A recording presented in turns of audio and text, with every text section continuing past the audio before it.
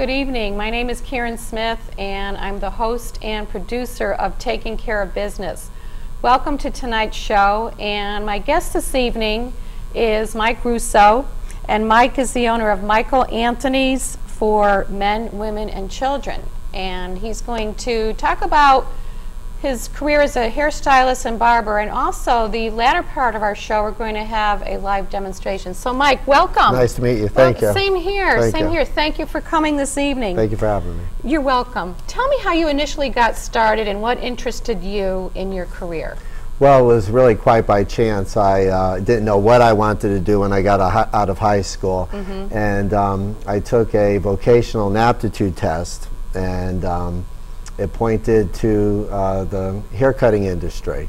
So I went down to a school and looked at it, and it really nailed it right on the head. It was all my strengths. I love talking with people. I like working with my hands, and I have a very short attention span. So to start something and finish it, you know, within 15 minutes to maybe 2 hours, it worked out great. Good, good. Now, can I ask you, how long have you been with this career?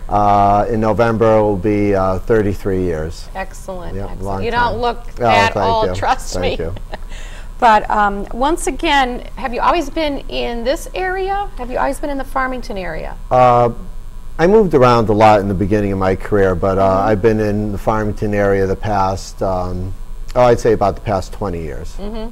And tell us what other locations you have, because I know you mentioned that to me. Right. The shop that I personally work in is Michael Anthony's. I have 3 satellite barber shops called The Best Barber Shop. I have one here in Plainville, I have one in Unionville, and one in Avon. Great, great. And as our viewers will see throughout this evening's show, we're going to be giving you contact information for Mike. So if you have more questions or if you want to see his talents, you can certainly contact him. You mentioned the schooling that you had, the training. What can you give me a little bit more on details on that? What did you have to go to school for? What length of time? Yeah, it was 2,000 hours. Way back then when I started, and I think now it's about 1,500 or 1,200 hours.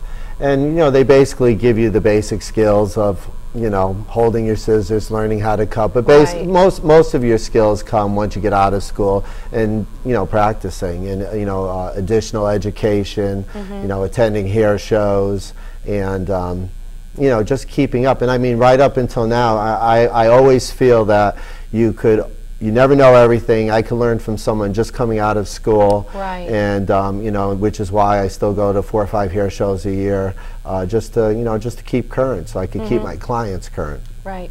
Do you have to have any kind of state certification or state license? Yes, you have to be state licensed. Yes. And is that something you renew every year, or additional training? No, there's no additional training. Basically, that's up to each individual barber or hairstylist to do that.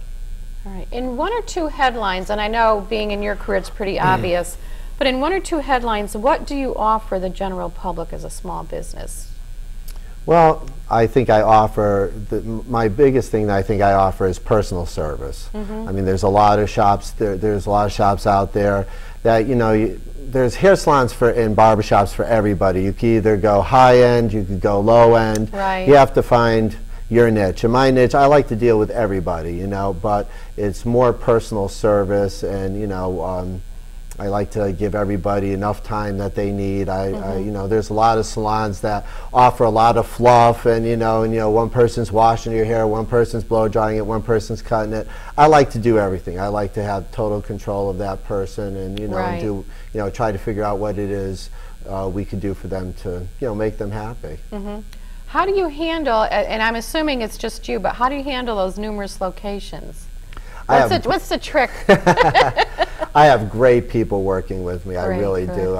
You know, I love all of them. They're awesome. They work, you know, really hard, and I kind of empower them to take each of the shops as their own, you know, and they do. That's good. And I'm very lucky in that respect. I am, and I don't have to worry about them at all. I just worry about my shop that I work at. Good, good. So you have a great staff that supports you in all those locations. Very good. Can you tell me a bit about your target audience or your customers? What are the age ranges? It's really all over the place. You know, I basically my biggest challenge in my location had been a barbershop since 1951. I obviously I wasn't even born then, but you know, so what I had to do is I had to keep some semblance of a barbershop, but yet still be able to handle my female clientele, because I've been a hairdresser 33 years, I've been barbering for almost 20. So, and I have a barber pole outside my shop, so when people drive by, they think it's just a barbershop, and you know, and actually I've been a hairdresser, you know, even longer. Right. So, so that's my biggest challenge as far as that. But my target audience is everybody. You know, I love all people. You know, I work on everybody. You know, people that make millions of dollars a year to the guy that collects cans on the street, and I like everything in between, and I enjoy doing all of them because I really enjoy people, you know, and trying to make them happy. And so you get a great variety. Oh yeah, it's great. It really is. And I think it's unique, and tell me if I'm wrong, I think it's unique to have a person who is both an extraordinary hairstylist as well as a barber. Am I correct? Do most people have those two talents, or? Mostly they specialize, you know, in one or the other. When I got into the barbering, I realized there was such a huge demand for barbering, which is why I opened up the 3 satellite shops, which they just do barbering in those shops. It's just barber shops. My shop is the only shop where I do, you know, women's hair cutting. The 2, right. But it's, yeah, it's really, it's been fun. I enjoy both. I like when the men come in and we talk sports and, you know, whatever, we tell jokes, and the women come in and, you know, you talk about anything really, you know, and it's great. It really is. It really is great. What has been the easiest piece of your business? The easiest? Just talking with people. Good. Yeah, good. I think my business is about 80% communication skills, 20% technical skills, and I love to talk, so it works perfect for me. Good, good. What has been, would you say, the most challenging piece of your career? The most challenging, again, would be, for me in my business, would be getting people to know that I'm as much a hairdresser as I am a barber, and that I would have to say that definitely is my most challenging piece. I would never get rid of my barber pole because it's you know, men drive by, they see that, they know they could get a good barber cut. It's kind of historical. It really is. It really is. But you know, so I have to rely on a lot of word of mouth, which is what I get a lot of my clientele from, my female clientele and my male clientele. But you know, to build up that female clientele, it's a lot of word of mouth. Now, when you look at your career, do you do like half barbering, half hairstyling, or does it lean more towards one? Well, I have to say, when I came into the business, when I moved into this barbershop, I probably did about 3/4 women to about 1/4 men. But the sheer volume that I'll do during the day, I could do up to 35, 40 men's haircuts in 6 hours. Right. Whereas, you know, in the evening when I do my appointments, which are for men and women and kids, my barbering hours are just for men and boys. You know, obviously I'm not going to do 40 women's haircuts in, you know, 4 hours. You know, so I'd have to say the ratio now is definitely probably 3/4 men to about 1/4 women. That's how I probably would break it down. Good, good.